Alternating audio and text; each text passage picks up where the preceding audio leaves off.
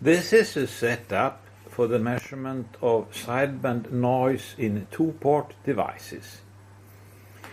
The device under test is here. It is fed by a signal coming from this local oscillator, and this signal is split into two equal signals, one going into the device under test and another going down here. The signal from the device under test is delayed by a cable that has to be selected properly, and then it goes into a hybrid, where it is combined with the other signal, which goes through a stepped attenuator and then a continuously variable attenuator, and then a unit for phase adjust, and then a 20 dB coupler into which I can inject a signal from a signal generator, which then will have a certain amplitude relation to the main signal that is passing through here. And then another 20 dB coupler from where I can measure the level of the signals passing here. That goes through a 9 dB coupler, which goes down to the spectrum analyzer. And the 9 dB lower signal is attenuated by 20 dB and then goes to an SDR-IP, which is doing the same that the spectrum analyzer is doing. So I have two different ways of looking at the signal going into the hybrid, where it is combined with the signal going through the device under test. The signals into this hybrid are set to be very much the same in both amplitude and phase. That means that the difference is almost zero, but it will contain what is different between the two signals that come in, and what is different is what is added by the device under test, and possibly also a noise that could be added by something here. Hopefully that is zero, has to be investigated. The sum signal, which is strong, has an impedance match first, and then an attenuator and the oscilloscope, channel 2, which is the trigger input. I will return to this impedance match later. Then the difference has also an impedance match first, followed by a stepped attenuator, and then a bandpass filter, and then a low noise amplifier. This low noise amplifier has current feedback, so the impedance on the output is reflected into the input.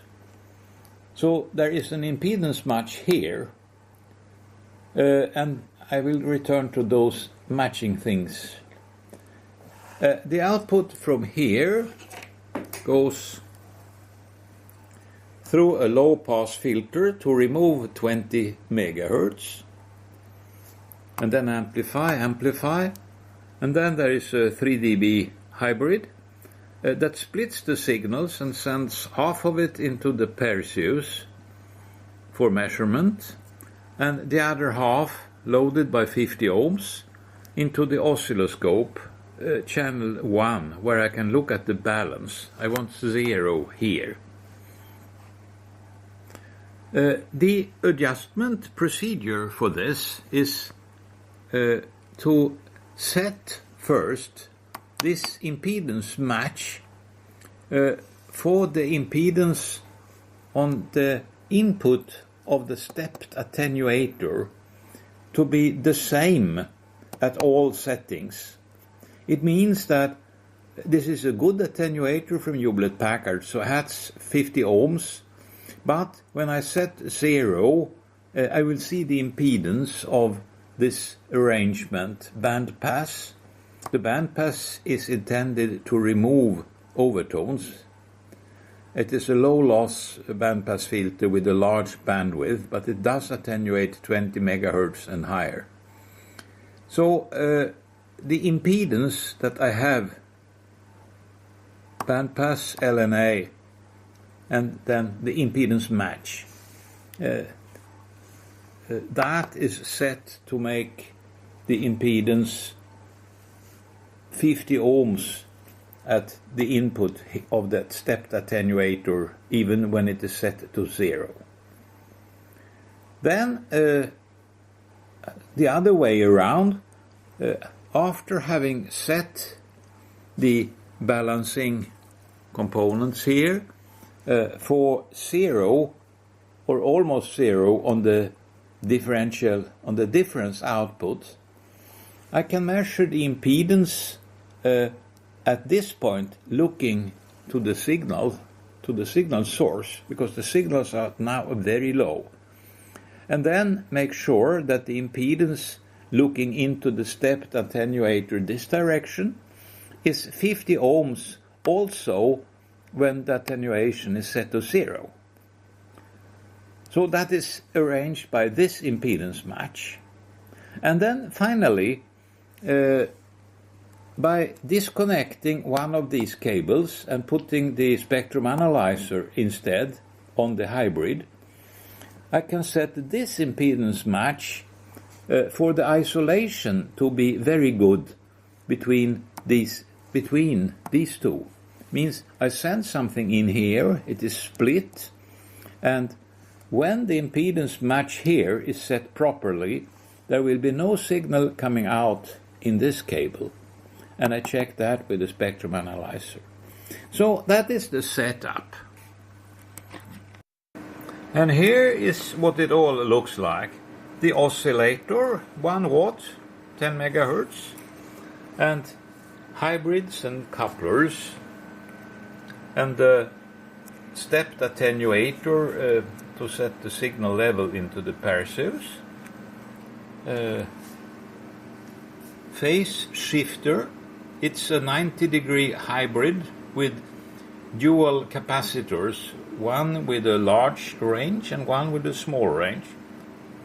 This is the analog attenuator. It is capacitors and resistors that can give between 0 and 0.3 dB. And the stepped attenuator, step size minimum 0.2 dB. And impedance matchings looking like that. Low pass filter and some amplifier. Low noise amplifier, this one. It contains 4 J310 in parallel as emitter followers, with a transformer on the input with current feedback to make the input impedance very close to 50 ohms. The screen looks like this, and here is the oscilloscope. The upper track is the balance, and I tune one of the knobs a little,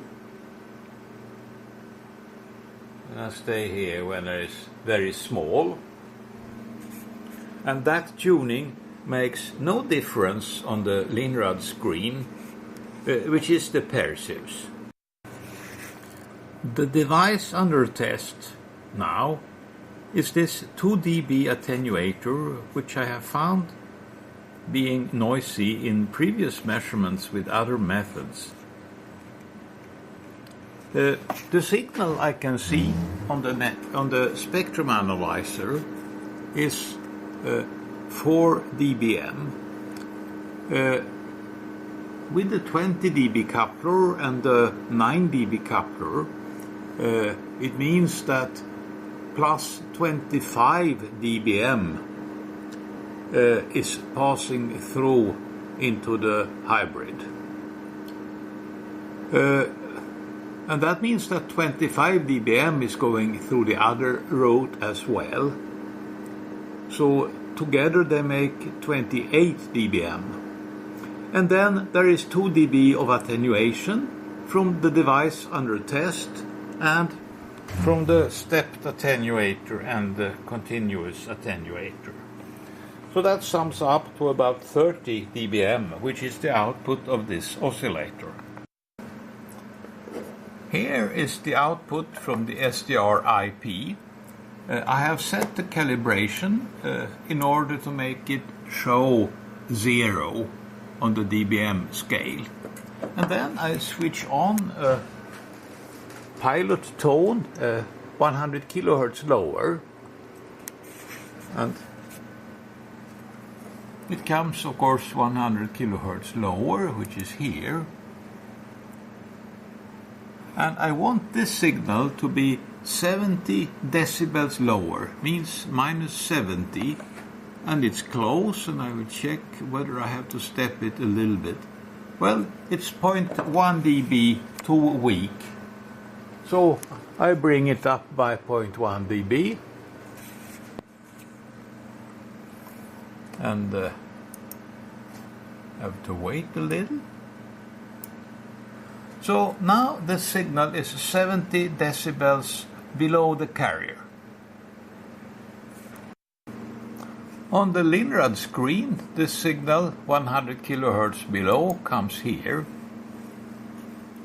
and I put it at the center of the filter, maybe like that.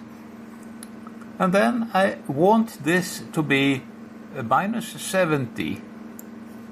So it says minus 69.87, and with a small adjustment it shows within a couple of hundredths of a dB minus 70.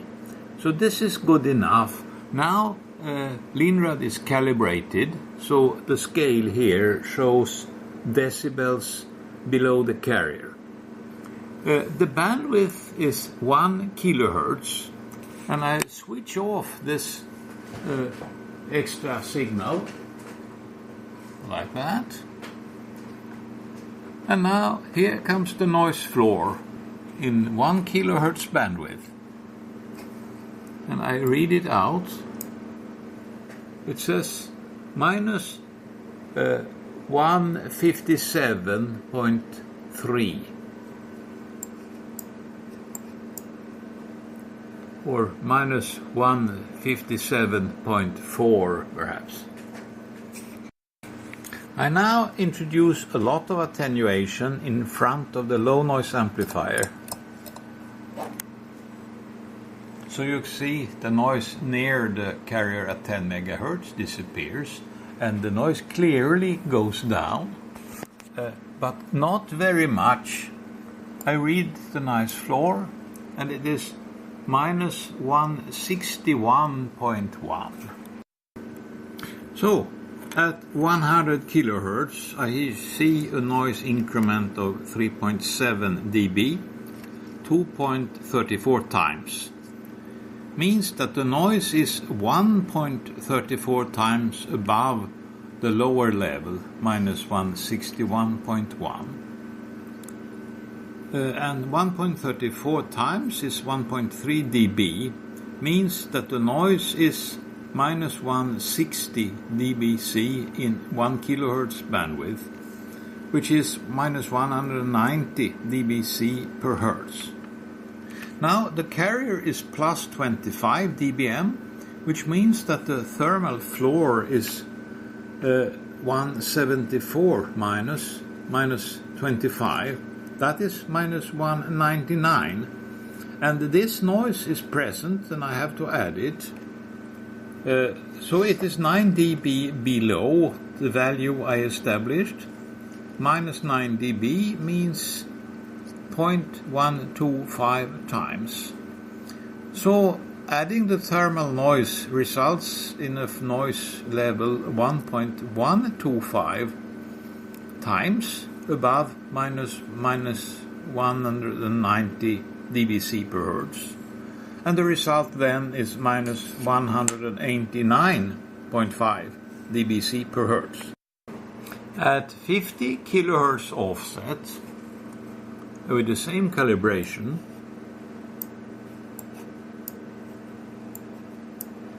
I read minus 155.2. Well, once more, sorry. 155.2. And with a lot of attenuation for the signal to disappear, the noise floor is minus 160.9, and that's very close to where it was before, and it should be the same level. I had minus 161.1. Well,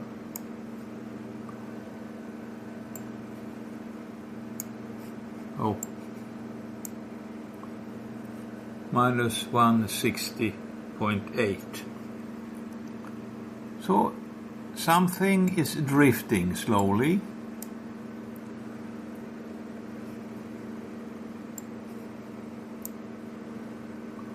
(160.9). But 0.2 dB is a negligible error. Now, from 155.2 down to 160.9, that's enough, so I don't have to take the background noise into account. So I just adopt this value 155.2 and add 30 dB for the bandwidth to arrive at 185.2.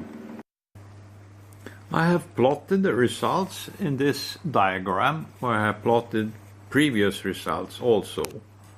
So I've got these two new points, and I will check closer separations, and I will not demonstrate all the details of that. This is the screen at the separation of 20 Hertz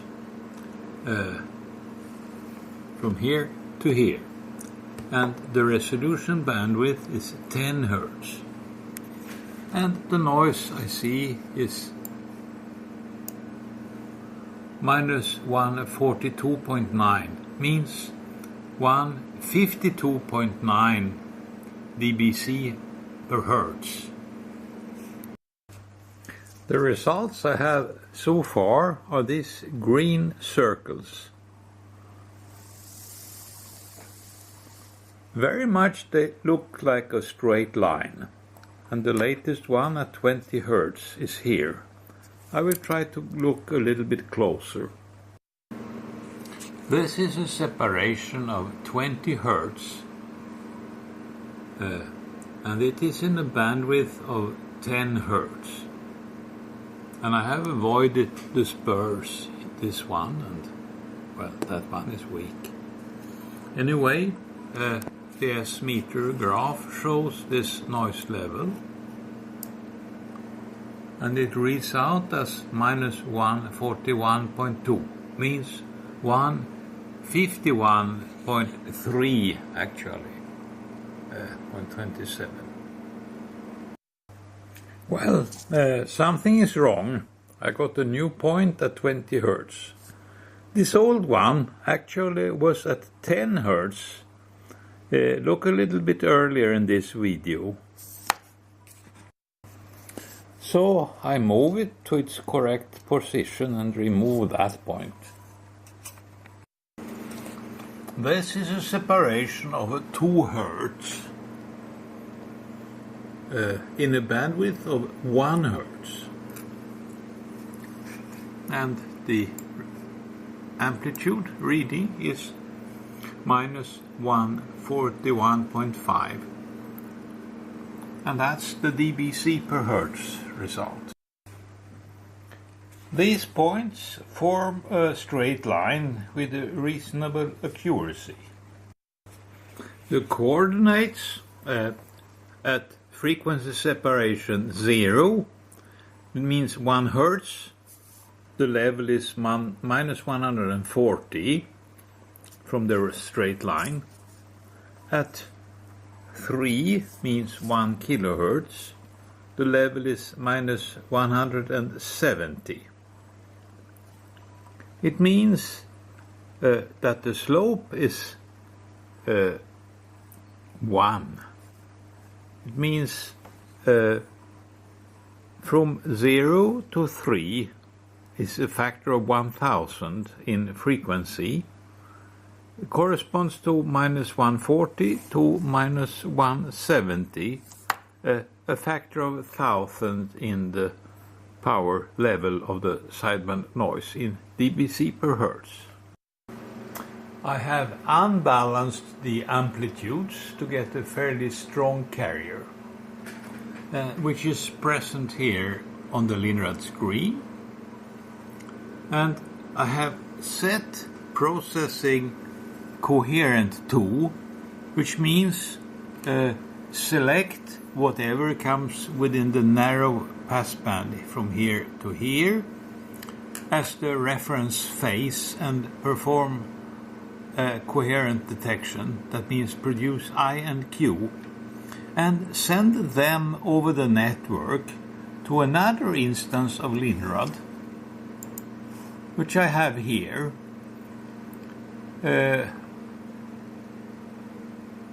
The signal here is of not much interest. It comes here, means 48 kilohertz, because I have set the sampling rate at 96 and 48 is 0.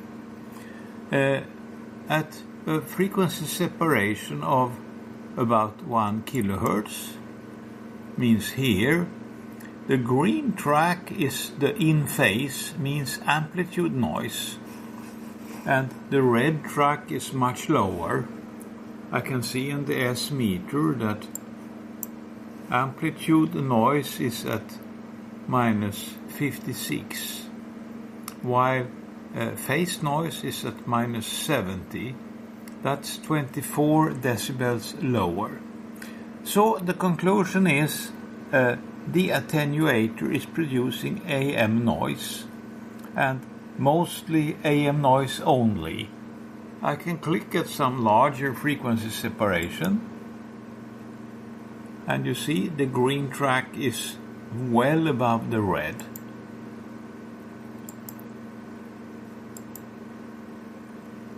And if I go very far away, the difference becomes smaller, but the signal to noise ratio means if I insert the attenuator, let's say 20 dB,